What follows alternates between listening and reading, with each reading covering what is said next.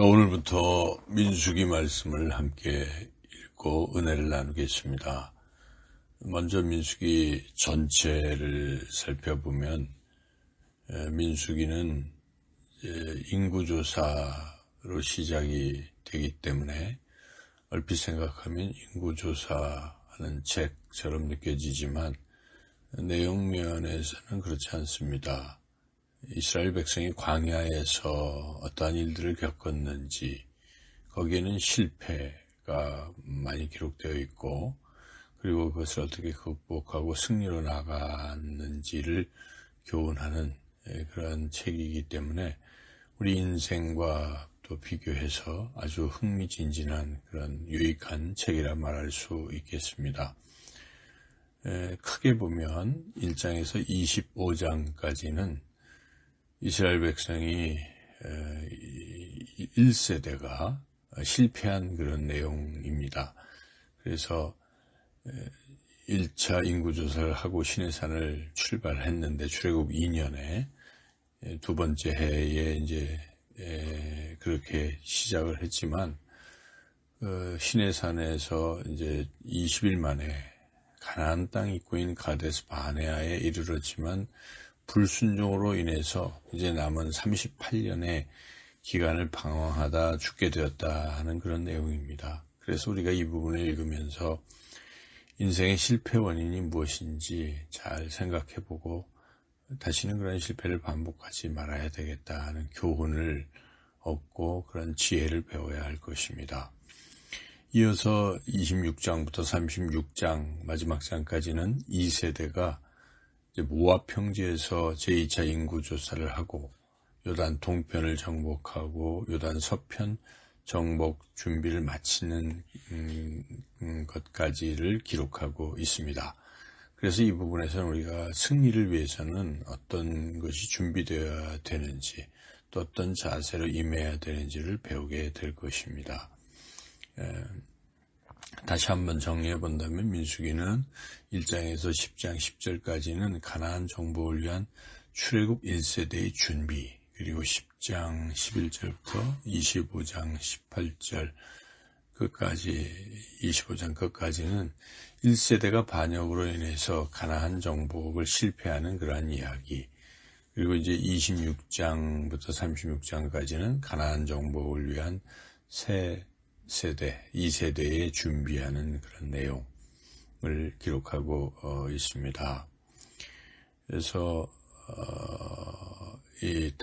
우리가 이제 오늘 읽은 1장에서 7장까지만 다시 한번 요약해 본다면, 이제 1장은 하나님께서 이스라엘 백성으로 하여금 시내산을 떠나 가나안을 향해 출발하는 그런 시점에서 먼저 인구조사부터 하게 하십니다. 그래서 1장에는 바깥 진영의 인구조사, 그리고 그 2장에서는 그 바깥 진영을 어떻게 배치할 것인지, 진배치, 그리고 3장, 4장에서는 내부 진영인 진영의 그 안쪽에 있는 성소의 관리자들에 대한 이야기, 즉 제사장과 레위인에 대한 이야기인데 그들의 직무 에 대해서 말씀하고 있습니다. 그리고 이제 5장에서는 그 전체 공동체가 정결해야 된다는 것, 그리고 공동체가 서로 화목해야 된다는 것, 특별히 가정의 정결을 통한 화목의 중요성을 말씀하고 있습니다. 6장은 나실인, 특별히 하나님께 헌신을 다짐하는 사람들의 정결 규례, 그리고 전체적으로 아론의 축복 기도문이 6장 22절부터 27절까지 기록되어 있습니다. 이제 7장은 10장까지 그 행진 준비의 마지막 단계들에 대한 부분인데, 7장과 8장을 묶어보면 성막에서의 제사 준비에 대한 그런 그것을 기록하고 있습니다. 1장에서 7장까지 전체적으로 볼 때에 하나님께서는 어떤 분이신가, 특별히 하나님께서는 아주 철저하신 분, 1.1획도 틀림이 없으신 분이시다 하는 것을 우리가 알 수가 있는데, 3장에 보면 레위 지파의 총수와 또 이스라엘 장자의 총수를 기록하고 있습니다. 그 차이가 그러니까 레위 지파 총수가 22,000, 이스라엘 장자의 총수가 22,273명, 그 차이가 273명인데 하나님께서 그 차이만큼 정확하게 속전을 내라, 한 사람당 5세겔씩 속전을 내라고 말씀하고 있습니다. 그래서 우리가 이런 세밀한 부분을 볼 때에 하나님께서는 1.1획도 어긋남이 없으신 그런 분이신 것을 우리가 알 수 있죠. 그래서 우리의 죄에 대해서 하나님은 하나의 죄도 그대로 잊어버리시는 것이 아니라 다 알고 계시다는 것이죠. 그래서 우리가 그런 입장에서 모든 인류는 하나님 앞에서 다 죄인인 것입니다. 다 심판을 받아 멸망받을 존재입니다. 그러나 하나님께서 우리를 사랑하시기에 독생자 예수 그리스도를 보내셔서 그러한 철저한 심판을 면하게 해주셨다는 하나님의 놀라우신 사랑을 우리가 다시 한번 깊이 깨닫게 됩니다. 그러한 하나님께서는 하나님의 자녀, 하나님의 백성에게 복을 주시기를 간절히 원하시는 분이시다 하는 것이죠. 우리가 6장에 보면 그 유명한 아론의 축복 기도문, 제사장의 축복 기도문, 제사장의 축도가 기록되어 있습니다. 신약에도 고린도후서 13장 13절에 목회자의 오늘날 교회 목사의 축도가 또 기록되어 있는데 이 둘은 서로 연결이 되는 것이고 그 두 가지를 종합해 볼 때 하나님께서는 하나님의 백성들을 정말 축복하기를 원하신다는 것이죠.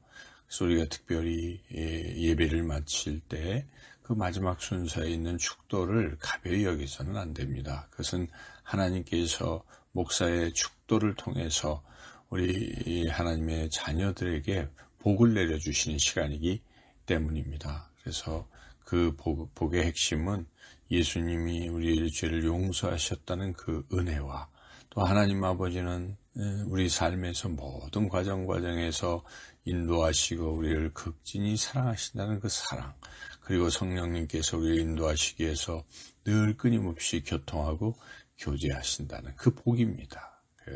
그리고 구약에서의 그 복은 하나님이 지켜주시고 하나님께서 평강을 주시고 은혜를 주시는 그러한 복입니다. 이러한 복을 우리가 하나님으로부터 받는 사람들인데 그 복을 잘 받아서 이 땅에서도 그 복을 풍성히 누리며 살아가야 할 것입니다.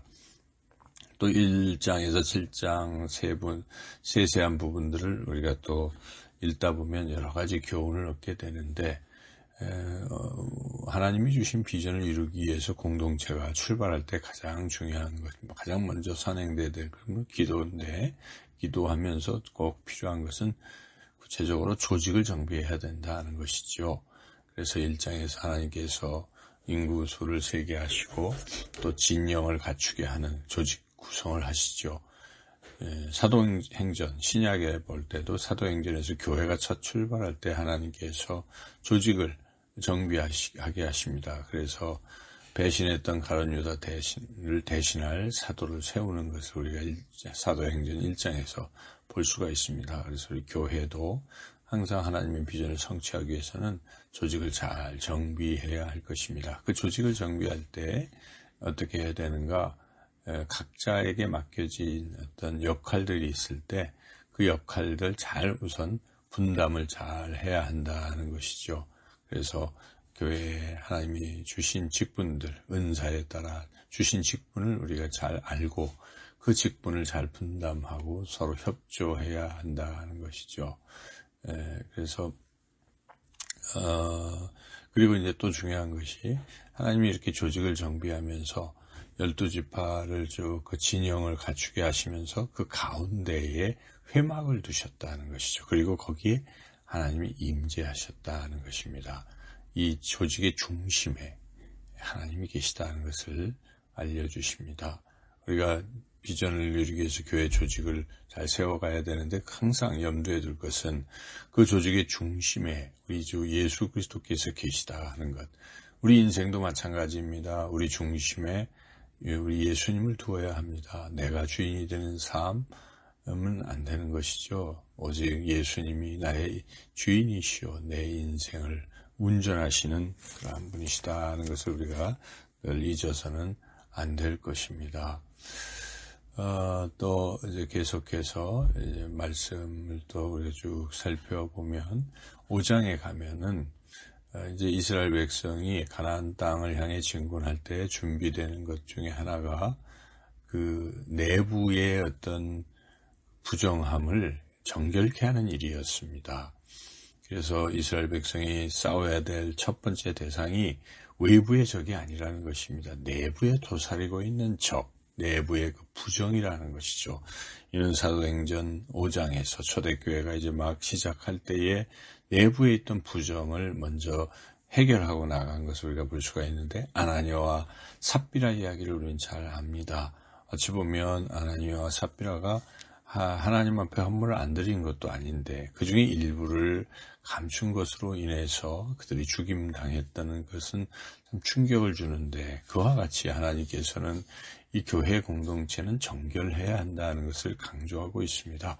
오늘날도 우리 교회가 거룩하신 하나님의 임재 속에 있는 교회가 내부에 도사리고 있는 그런 부패, 부정함을 청결하지 않고는 교회는 하나님의 임재를 경험할 수가 없을 것입니다. 그래서 우리 모두 한 사람 한 사람이 정결함에 힘쓰고 또 하나님 앞에 회개하는 그런 심령으로 살아가야 할 것입니다.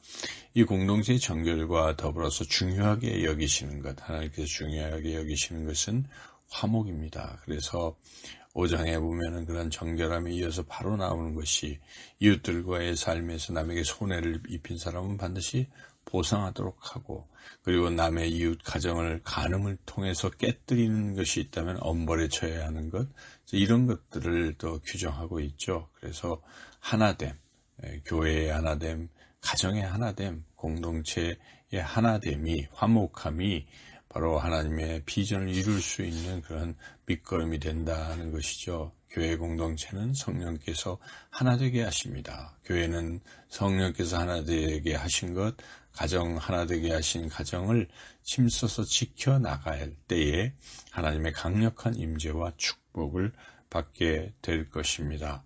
그리고 마지막으로 이제 7장을 보면은, 7장에서는 하나님 앞에 이렇게 제물을 드리는 모습이 나오는데, 각 지파별로 다 드리고, 또 한꺼번에 드리지 않고 이들이 매일매일 한 지파씩 10일에 걸쳐서 한다는 것, 이것은 모두가 다 참여하고 모두가 헌신해야 되고, 그 헌신은 지속력이 있어야 된다는 것을 우리에게 가르쳐 주십니다. 우리가 교회 공동체의 각 구성원들이 하나님 앞에 헌신하고 지속적으로 헌신하고, 또한 거기에 풍성한 화목제물의 그 감사제물을 볼 때에 풍성한 감사가 있을 때에 하나님의 강력한 임재를 경험하게 될 것입니다.